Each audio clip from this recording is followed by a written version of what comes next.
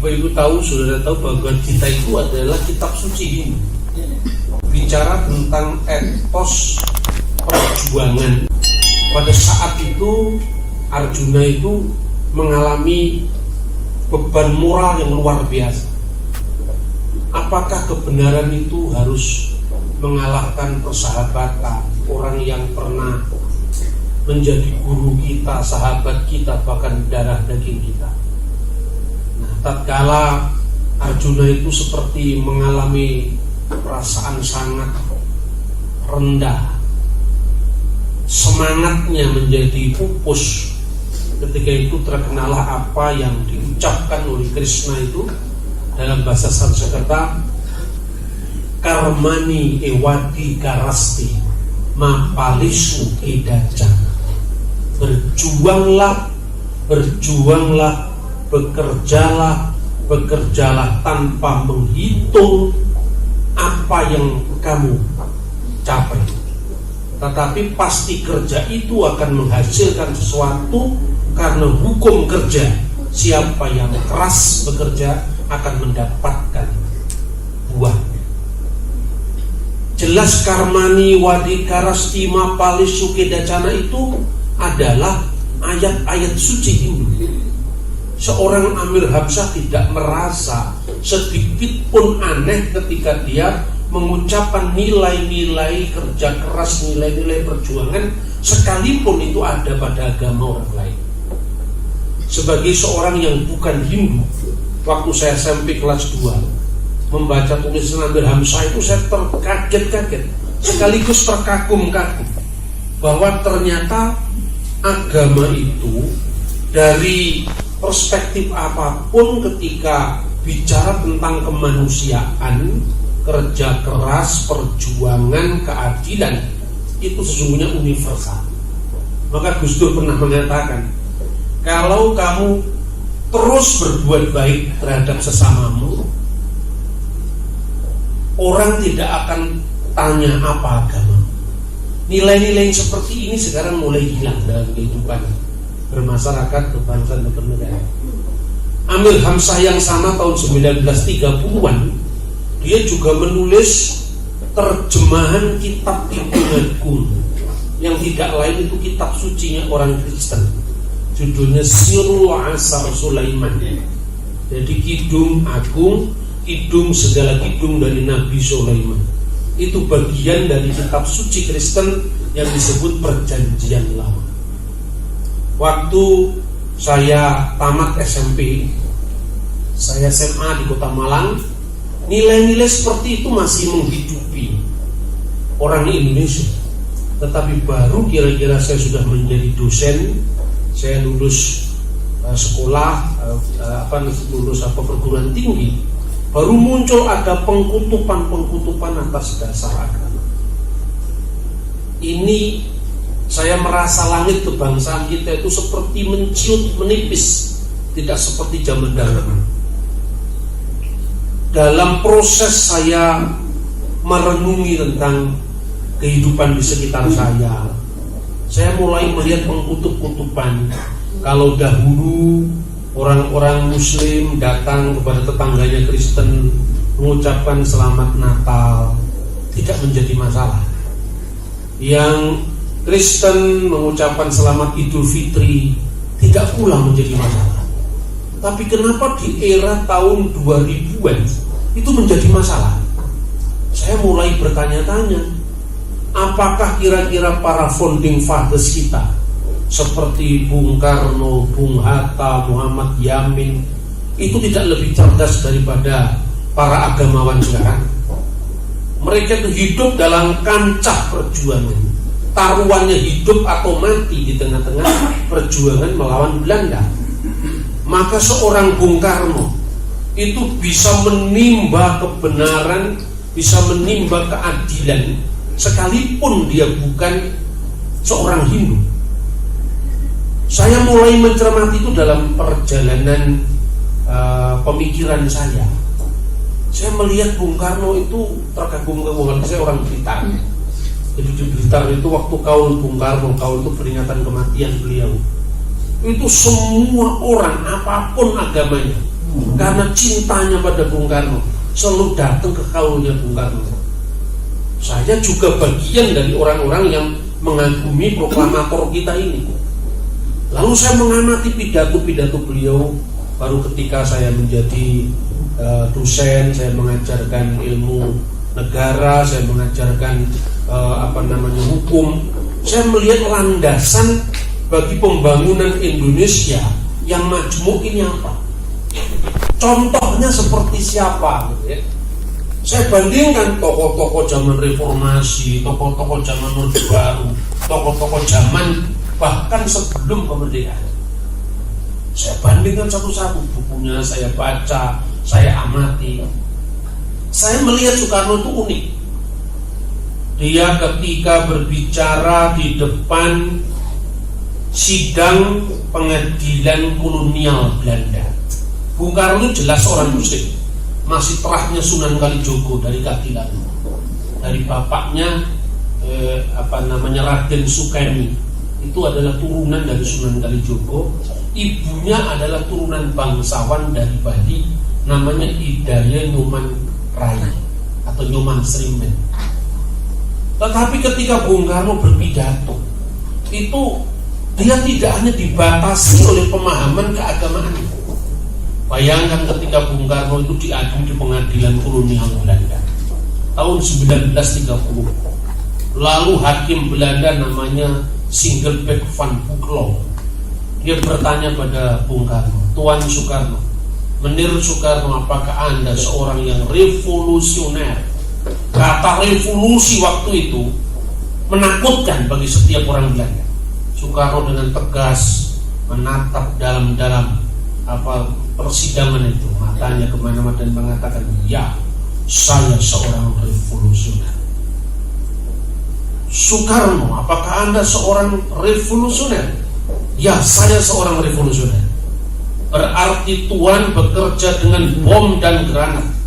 Berarti Tuan bekerja dengan kekerasan untuk mengganggu, mensubversi pemerintahan ini. Bung Karno mengatakan tidak. Saya revolusioner, tapi saya tidak pernah bekerja dengan kekerasan, tidak pernah bekerja dengan bom dan granat. Hakim Belanda mengatakan, Tuan Soekarno, adakah di dunia ini orang yang revolusioner tapi need make woman and granaten, tanpa bom dan granat? Dia jawab, ada. Tolong tunjukkan Menir Soekarno, siapa tokohnya dan di mana orang ini pernah hidup, di mana ajaran-ajarannya bisa saya pelajari. Yesus van Nazaret. Dia orang yang telah membolak-balik dunia ini, mencabut, menjebol dan membangun. Itu adalah revolusi tanpa pertumpahan darah. Itulah yang menjadi modal revolusi Indonesia.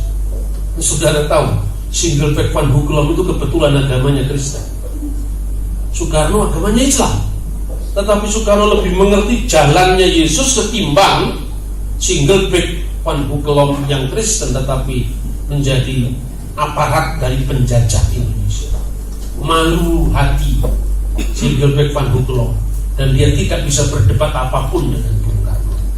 Sekalipun Bung Karno itu akhirnya toh dipenjara oleh pengadilan Belanda. Lalu Bung Karno dibebaskan kembali, seolah-olah hidupnya itu dihabiskan dari penjara ke penjara. Maka Soekarno kemudian dibuang lagi ke Inde. Perjuangan ke Inde itu membuat Soekarno semakin berada dalam kesulitan. Dan dia tahu istrinya yang setia namanya Ibu Inggit Ganarsi, orang Sunda, menyelundupkan buku-buku tentang kesadaran politik berbangsa bernegara lewat makanan yang diserahkan ke sipir penjara, melalui sipir penjara itu kepada Bung Karno.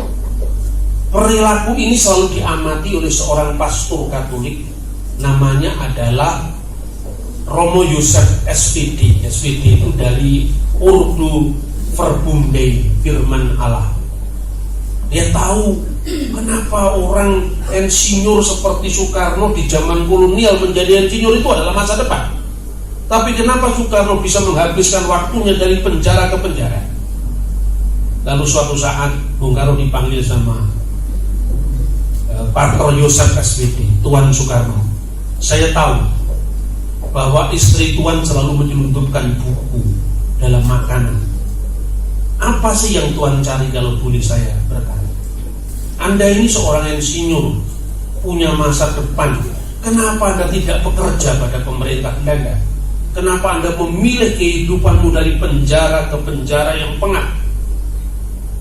Tuan, apa yang diajarkan oleh iman Tuan yang saya baca dari kitab suci Tuhan, dan saya setuju karena agama saya juga mengajarkan seperti itu. Bisakah Anda tidur nyenyak ketika sesamamu harus makan nasi dari bungkus sisa nasi sesamanya? Selama masih ada orang miskin di kolong-kolong jembatan, saya seolah-olah tidak bisa hidup dengan sejahtera tanpa menolong mereka. Pastor itu kemudian meneteskan air matanya. Itukah sebetulnya panggilan hidup Tuhan? Iya. Kalau gitu, sadarkanlah rakyat Flores ini. Silahkan Tuhan membuat sesuatu. Saya menjadi jaminan pemerintah Belanda kalau suatu saat terjadi apa-apa.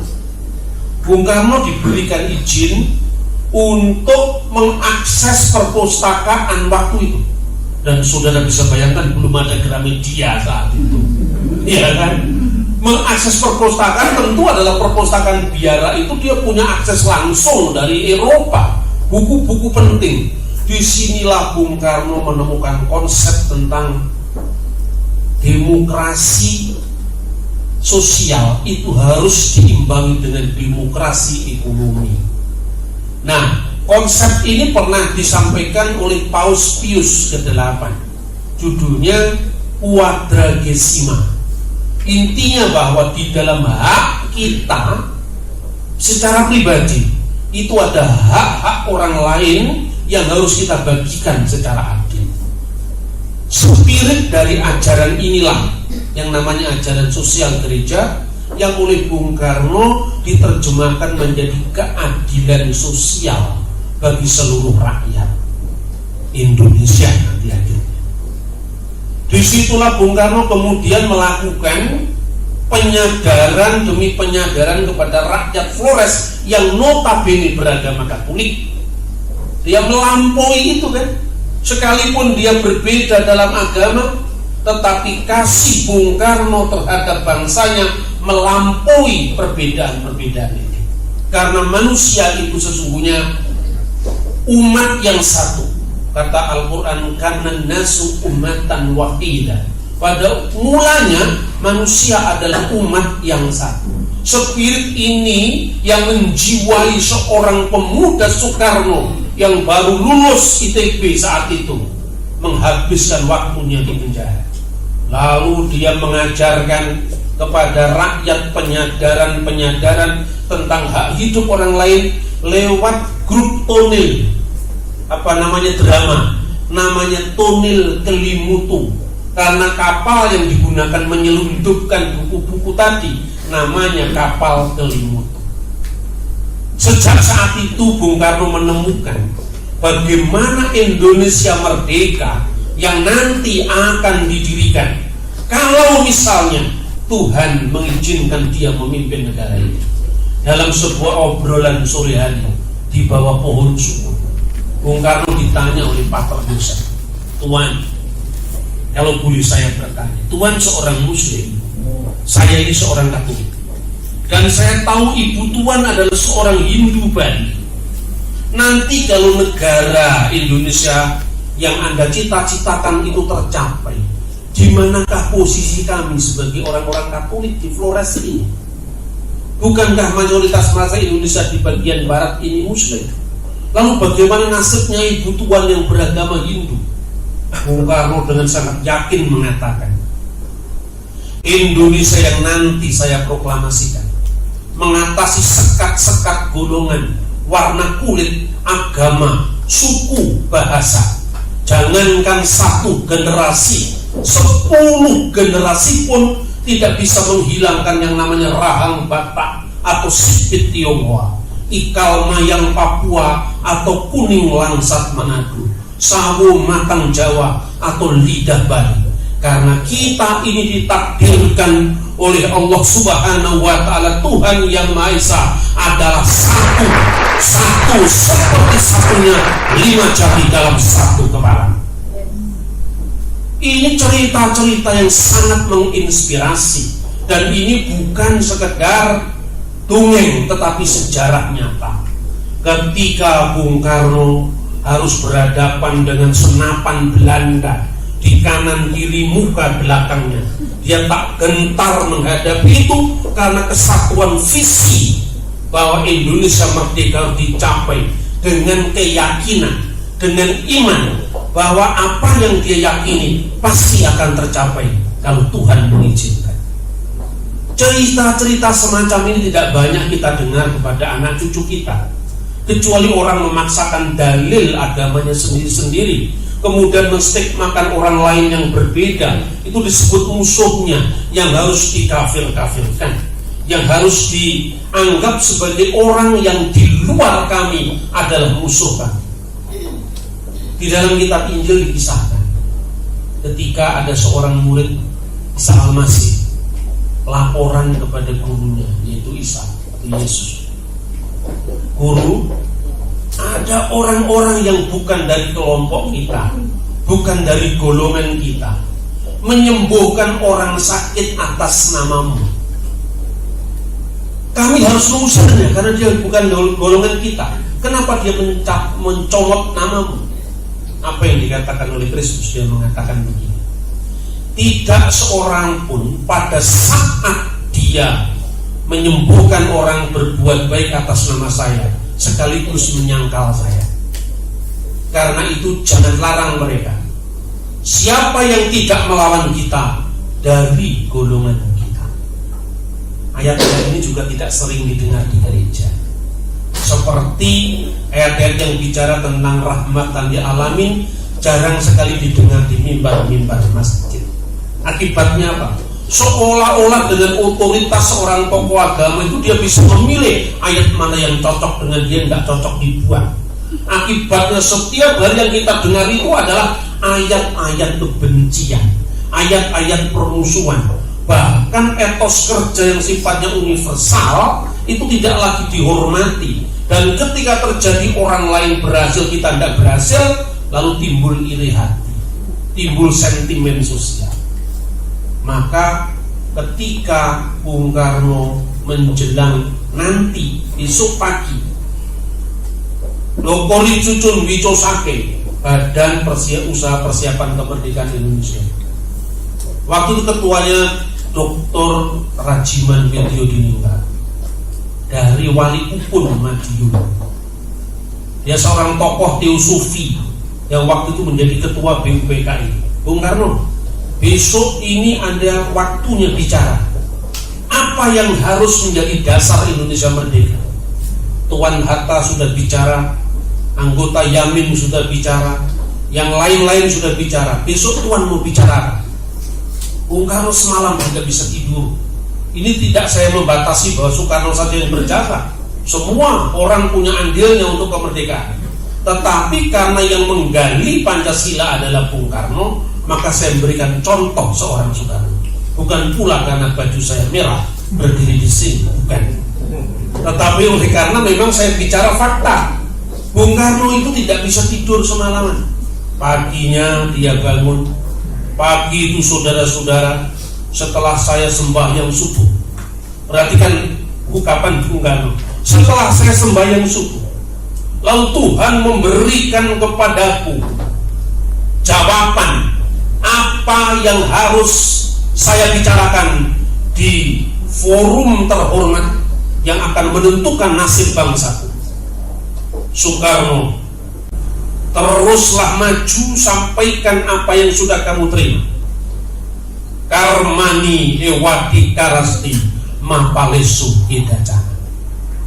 Berjuanglah, berjuanglah, bekerjalah tanpa kamu hitung-hitungan apa yang kamu dapatkan nanti. Bung Karno pun maju, lahirlah pidato yang bersejarah, lahirnya Pancasila.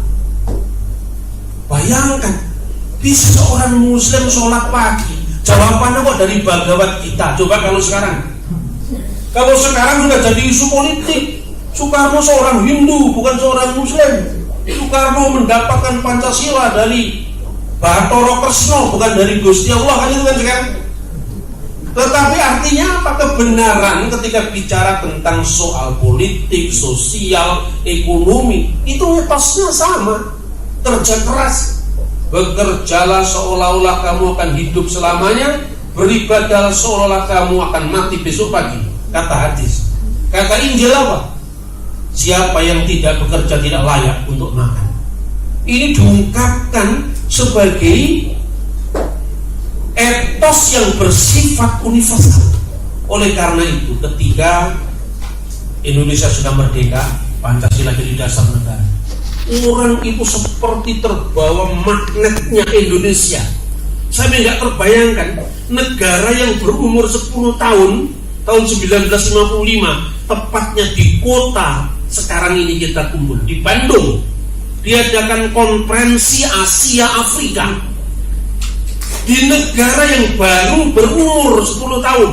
Itu karena etos kerja bangsa kita yang luar biasa, mengatasi perbedaan, mengatasi segala macam yang sesungguhnya tidak pantas diungkapkan di ruang publik, tentang keyakinan kita masing-masing, selera baju kita masing-masing, selera sabun mandi kita masing-masing. Ini sesuatu yang privat, termasuk kita tanya agama kita masing-masing. Ketika Jamal Abdel Nasser itu adalah tokoh dari Mesir yang disebut bapaknya nasionalisme Mesir ketika itu. Turun dari pesawat ditanya oleh wartawan Al-Ahram, apa yang Tuhan dapat dari Indonesia?